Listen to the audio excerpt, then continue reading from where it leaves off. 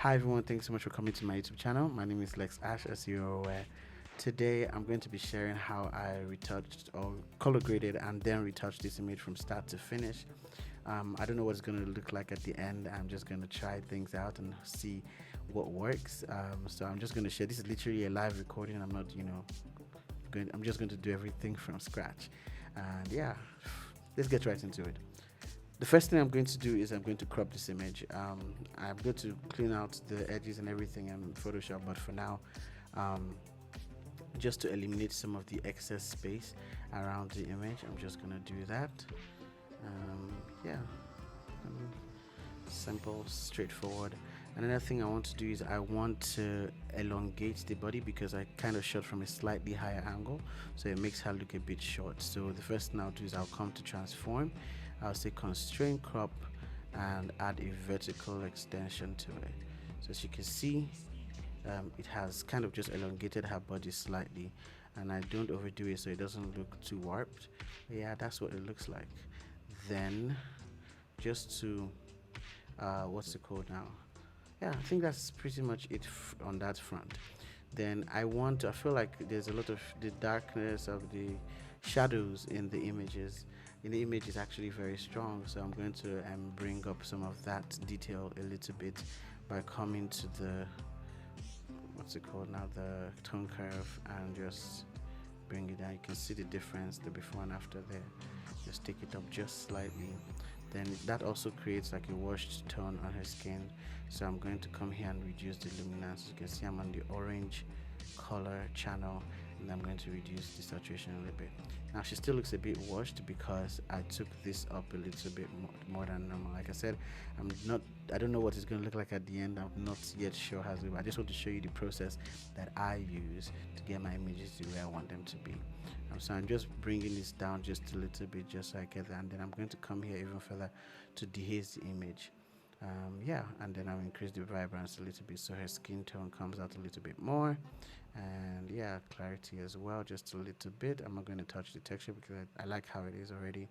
I'm going to take the blacks down just slightly because I still want the shadows to be high a little bit, and then compensate that blackness with some shadows, highlighting the shadows a little bit. Then um, I think one thing that is making this image a little bit flat is because the temperature is too cool.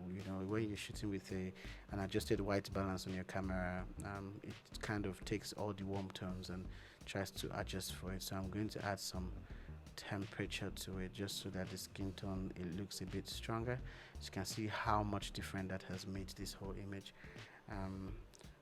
Before that, this was what it looked like, something like this, and now it's much more vibrant and better tone. Now, something I wanted to do when I was shooting this, I don't have a yellow backdrop, but I wanted the backdrop, I would have preferred the backdrop to use. So I'm going to use the new Lightroom's tools selection tool to adjust that for myself. To do that, I'm going to come here. This is what I came to. Select subject, the masking tool. Select subject, so it automatically detects the subject of the image and highlights that. When it does that, you can see here in the mask, it has selected that out. Then I will invert that by right clicking and say invert mask 1. So now it will select the background instead of the subject. Now that it has done that, I can now increase the temperature. So increasing temperature adds more yellow into that background and gives me more of a yellow tone than before. So this is what it looks like before, and just with a little bit more warmth, it has more of a yellow tone. I want to add some. Let me see if it will make it even more yellow for me if I take this tint down a little bit. I think that works for me. Then I'm going to reduce the clarity just a little bit so that it's a little less dirty. As you can see, the floor is pretty dirty, and I'll reduce some of that detail. Yeah, and I'm going to adjust the color a little bit more because I really want that like warm sunsetty look. So I'm going to take it to the right a little bit. As you can see, somewhere around here should be perfect. There we go. So you can see what that looks like before. Just these few things we've done, see where we're coming from, and so where we are right now. You can see it has that bluish tone to the background, and now we have something yellow warm. And you can even go further with this. You can decide that you want to come to the tone curve tool and come to yellow and highlight this. You pick this, you can see this is the part you want to influence a little bit more. You can like take it down, although that will affect the whole image, but then of course you can compensate with other parts by like adding more points and balancing it out. But I don't think I need that for this. I'm just trying to show you what is possible. There you go. Let's see that again. So adding more ones to the highlights, blue to the highlights, or to the midtones, I mean, because it's in the middle. If you bring it up here, this is where the highlights are. If you bring it down here, this is where the shows are.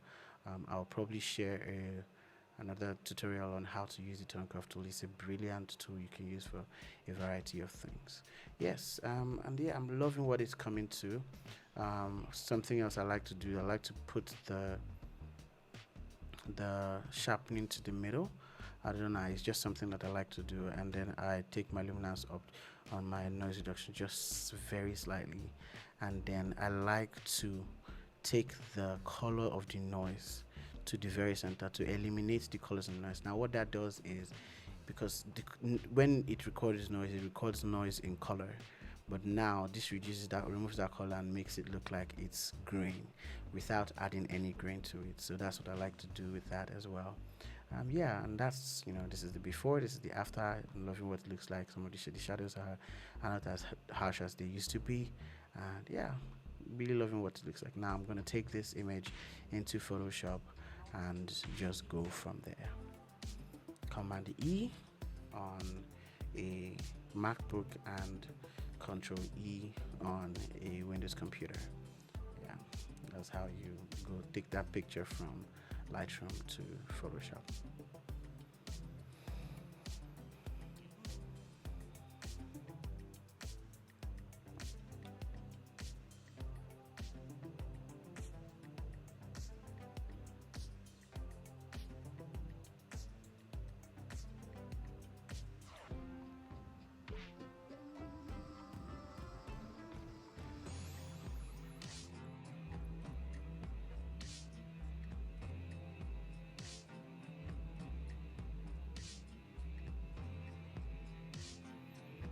Awesome. Now we've opened the image up in Photoshop.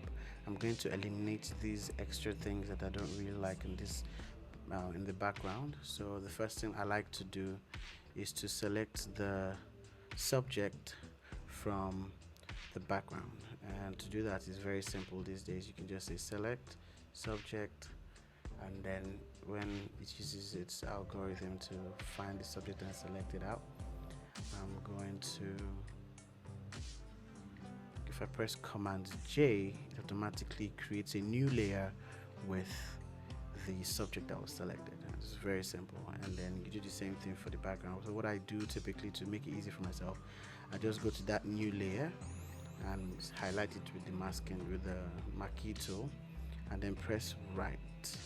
Also, I go to, when I select the marquee tool, I come to the move tool and press the right on the keyboard. So when it does that, it automatically links up with the exact selection that we did before, and then I just nudge it back to the left again, just so that it's actually in the place it originally started with. And then I command Shift I to select the inverse. So selecting the inverse of the background, so you have to come back down to the background so you can actually select something, and then you press Command J to duplicate the background as well. So right now, as you can see, we have a layer with just the subject, a layer with just the background, and the background layer, so that for protection. Yes. And then with that, I can now do any changes I want to make. For example, I want to remove this guy right here, so I'm just going to use the what's it called too? Sorry, I don't know all the names. The patch tool, to select it out, and then if you right click, you can just say content aware fill. The content aware fill, it automatically tries to find areas around it to just use to fill that place. It's very, very smart, very, very easy, very, very quick.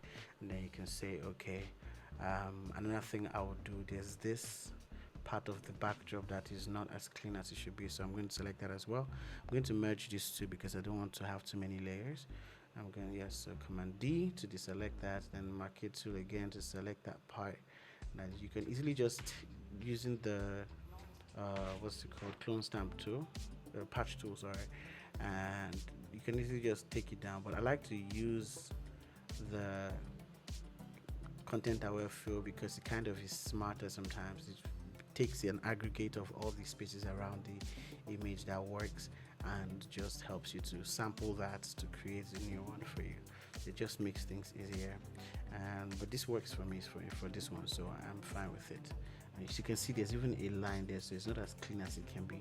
So like I said, I would rather, let me reselect that and then say content aware tool, content aware fill, sorry, and then just say okay, and then it just evens it out, makes it easier, straightforward, and it does the new layer, so you can decide how much impact you want it to have. And I think I'm fine with it. You can see there's no more line to indicate that there was something that was done there in the first place. So other thing I want to do now is to just remove some of the not so pleasing blemishes on the backdrop. Now, an easy way to do it, I learned this from another fellow photographer, his name is Idris, is you can go little by little and like clean up the background, or you can, so something I used to do sometimes is I use mixer brush to eliminate all the texture, or mixer brush or the blur tool to eliminate all the texture and then put back texture in it. So I think that's what I'm going to do for this one, because it feels like there's a lot of like dirt and stuff in this image in the background here. So I'm going to easily just do that. I'm going to come to filter, blur, Gaussian blur, and then take it up to a point where I'm comfortable, because I still want this detail to be there and like these highlights to be there. So somewhere around, yeah, 40 sounds good. 40, 43. You can see the dirt in the floor is no longer there. The dirt, what's it called, all the stuff on the wall, they're no longer there. And yeah, so this kind of works for me. And I say okay. Now, but as you're aware, the texture of the backdrop has gone. So you can add more texture by yourself. You can find a picture of a texture and add it in by yourself, or there are many other ways you can do that. Something that I can do as well is, I just need to make sure, sorry, I wanted to zoom in and check the selection to make sure that it was clean. And now that I have smoothened out the background, I can now add some textures back in. Now in the previous image, in the previous stuff I shared on my page, I'll link it up above. I shared some textures that you can add to your pictures to retain that paper backdrop feel and look. So I'm going to just be adding that here as well, now that I have done this. Oh, okay, I think I mistakenly went back, so let me blur it again. Gaussian blur, there we go. And then now I'm going to select one of those textures and add it over it, and expand it to fit. Rotate it to fill the space. Now, as you can see, of course, just for now, you're losing that the colors that came with it, but just give it a second. I'm going to be done with it, and then you'll see how we work on that. And then yeah, so after I've brought it in, I'm going to, because I don't want the color in there, I'm going to change it to black and white. So to do that, I'm just going to come here, black and white, and create clipping mask, merge it, right, and then come here and say soft light or overlay. I think soft light looks better. And now it's a soft light, I'm going to now reduce the opacity. So now what happens is you still get that texture that comes with typical backdrops, but now it's not disturbing our scene. So I can now merge that. So I can see that we have those textures back in. This is without it. This is with it. You can see it. I think I'm going to reduce the opacity just a little more, so it doesn't look too over. Yeah, and that's it. That is very much it. I'm going to merge these two together, and we have a clean backdrop with clean. I just want to try something very quickly. I think there's a small shade here. I don't know if you can see it. I'm going to use my mixer brush to blend that out, just so that I don't have anything, just to clean out this. There's still some off textures here I can see. I'm using my mixer brush, so the mixer brush allows me to like kind of blend the colors together, and we're going to use it even a little much more when we're doing retouching.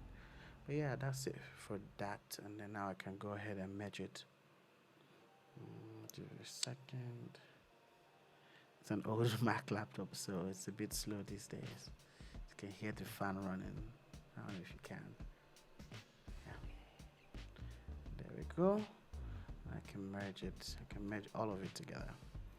And from there, I can now go and retouch. I retouch the skin.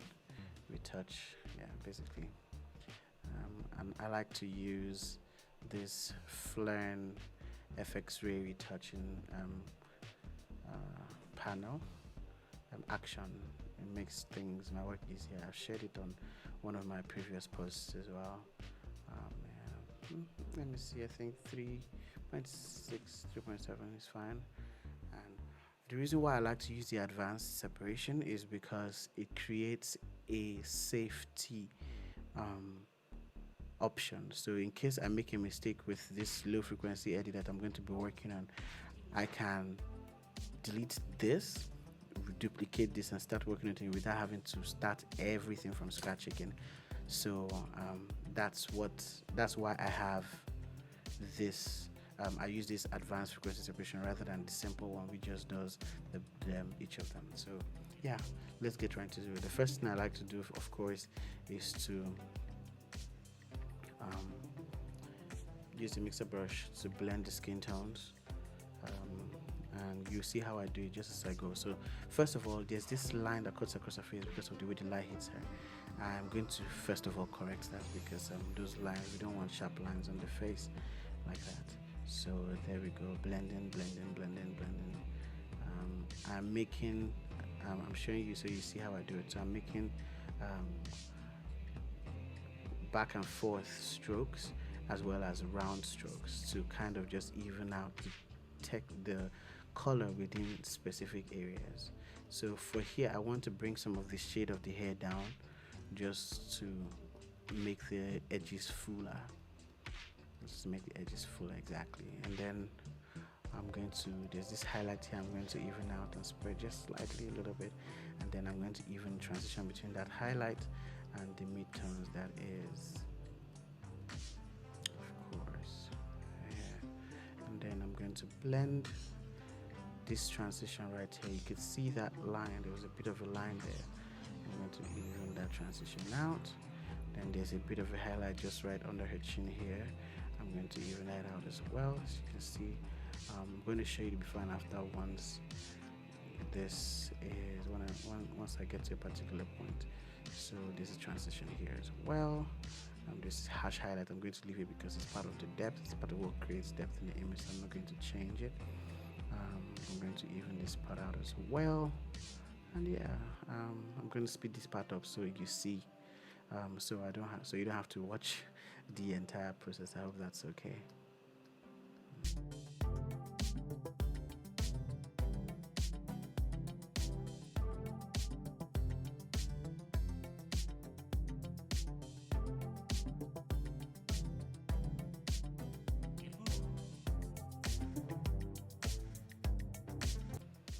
So now that I have gotten to a certain point, let me show you the before and the after. This is what it looked like before. This is what it looks like now. Come up a little, let me bring it up a little. So before, now. As you can see, the difference is not so much. We are looking for very, very subtle changes here. I just want to even this side out. And here as well. There we go. I know that you can probably see to a certain extent like there's a bit of a wash on the highlighted parts of her face. Don't worry, we're going to get into that a little later. Let's add some more color to the skin later. There we go. Yeah. And then now I'm going to work on the high frequency layer.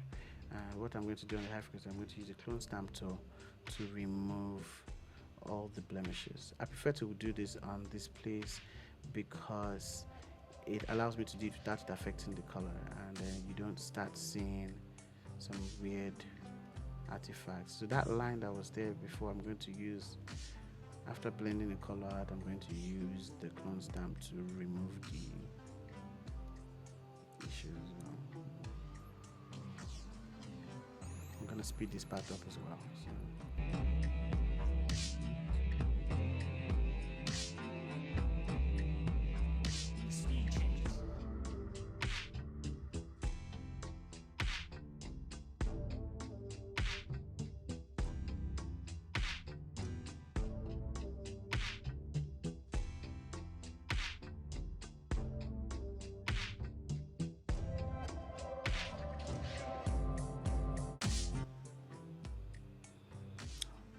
All right, loving what it looks like right now.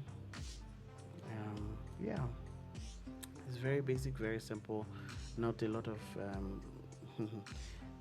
not so much work done, just very simple. I like to preserve the skin tone. I just want to add some little bit more finish into the skin on her face. There we go.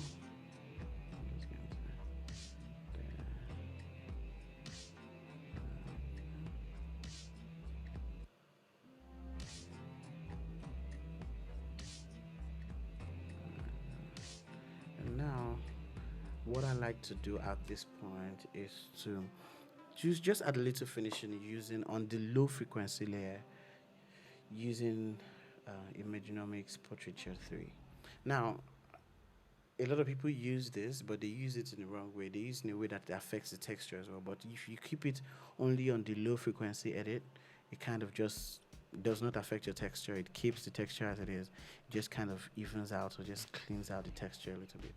Now, remember what I mentioned about how like the face is a little bit so I'm going to just add some more warmth to the image, to the skin tones, and then I'm going to add some magenta as well, just to kind of give it a little bit more pop of color. That's the skin, right? Yeah. And some contrast. And then I'm green things the other direction, right? All right, there we go. There we go. That's the opposite direction. All right, and yeah, you can see the colors are already looking a little bit different. Let me show you what it is. Off, on. You can see the color is popping a little bit more. It's a bit more vibrant. And then when you see when you add it, you can see it on your final image as well. So just give it a second, and there we go. As you can see, there's more warmth to the images, a little bit more pop in the skin tone and everything. Great. Now, after I do that, the next thing I do is I merge the image. Now, I know some people would rather have the frequency separation. If it's a client's work, I would probably do that just so that in case they want to make some changes, I can just go back in and make them. But for this image, it's a personal project, so I'm just going to merge everything together. Now, once I've done that, I want to liquify. Now, liquify is a tool that I like to use very sparingly, but sometimes it gives some more definition to the image. I just like to play around with it once in a while. For this image, sometimes the poses don't give what they're supposed to give. Sometimes the dress falls in a weird way. Sometimes, so I like to just use this to prop it up a little. So I'm using this tool. I'm just going to enhance her hips a little bit, just to give it a little bit more like a real, based on the curve of her, and then I want to add some more length to the fall of the dress, just a little bit to add to that drama, right? And that's what I'm doing right now. There we go, and that's simply it. I think one more thing I want to do, I thought about it while I was retouching it. I decided I was going to bring her hairline down just a little bit. So to do that, I'm just going to bring the forehead forward.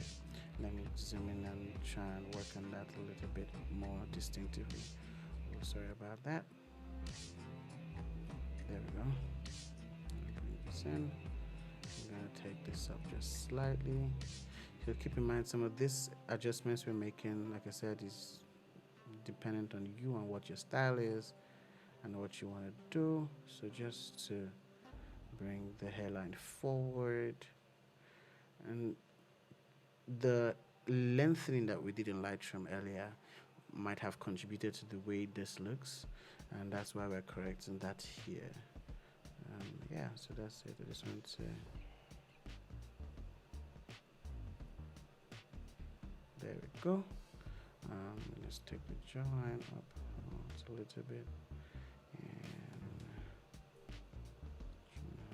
there we go. And then I think I'm satisfied with that. Perfect. Like I said, my full process, I'm sharing everything with you. I'm not sure how it's going to look at the end. Something else I like to do sometimes. So this is perfect for me. This works. I could just save this and go back to Lightroom. But sometimes I like to add a little more effect to it in exposure software. If you don't have it, it's a very beautiful tool. You can check online. It's pretty affordable. Yeah. So in exposure, I just use it to put some finishing touches to the image.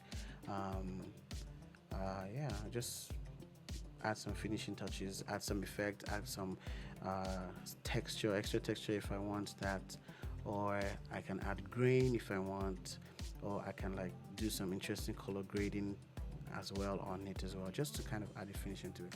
This is exactly stuff you can do in Lightroom, it's stuff you can do in Camera Raw, but having a third software just kind of gives me like, okay, this is all I do here for me, if that makes any sense. So they have some really, really amazing presets that you can toy with and then adjust over time. So I really like this. It's giving me that sunsetty look that I was going for. So I'm going to say add this, but I don't like the way their grain looks. So I'm going to eliminate their grain and reduce the intensity of what to just then add a new layer and apply another one just for the sake of it, just so you see what is possible. Okay, I don't want it to be that dark, and of course you can adjust the way they look after you're done putting them on. So if I save this one, I think it's too close to the previous one, so let me come up here. Okay, this is looking interesting, so let me add this, and then I will remove the border. Of course I do not need that. I'm also going to remove the grain, and then of course reduce the intensity. Now something else I've decided I want to do is I'm reducing intensity a little bit more.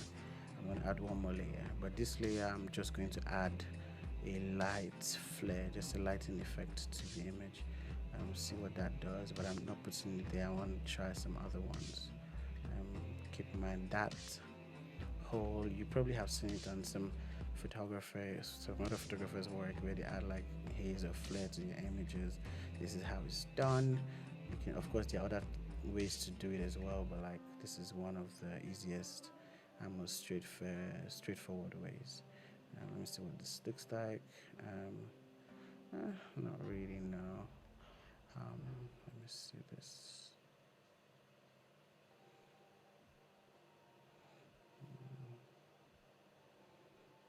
If I try this and then move it to this place, let's see what that looks like. And of course, like I said, you can reduce the opacity, you can reduce the zoom, you can make multiple changes to it. Of course,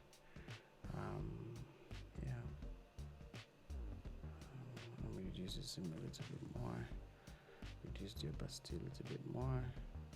You can see the effect it has, but I don't really like it on this, so I'm going to take it out. So like I said, it's up to you what you like, what you don't like, and you can move on with that. So I think this is perfect for me. I do want to add some lights into the mid-tones. So let me play on. You can do that on the same layer or another layer. So just reduce the shadows a little bit more.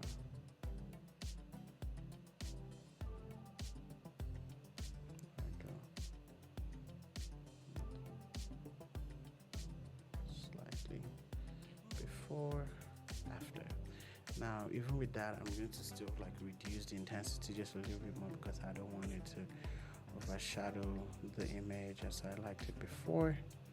Like I said, I liked it already. I could have just saved it, but yeah, this is just a little extra oomph to it.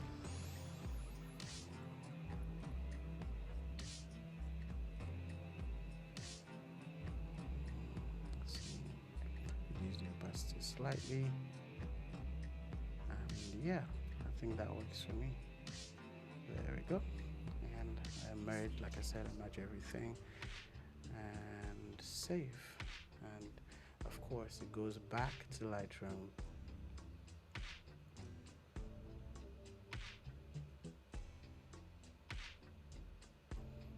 Comes back to Lightroom, and yeah, we can see the final image.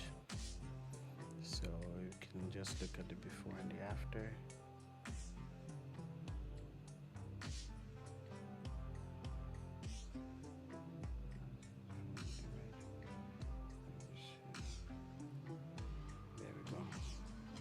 This to this, we can even do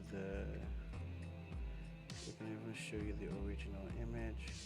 I'll put this here and pick this as the base image and show you what it looked like before. So this was the original image after the crop, and then this was the final. This is our final shot. So let me know what you think in the comments below. If you want to see more videos like this, if you have any questions about it, please don't hesitate to ask. I hope you actually enjoyed this. Thank you so much for watching. Don't forget to like, share, subscribe. Till next time, it's Lex Ash.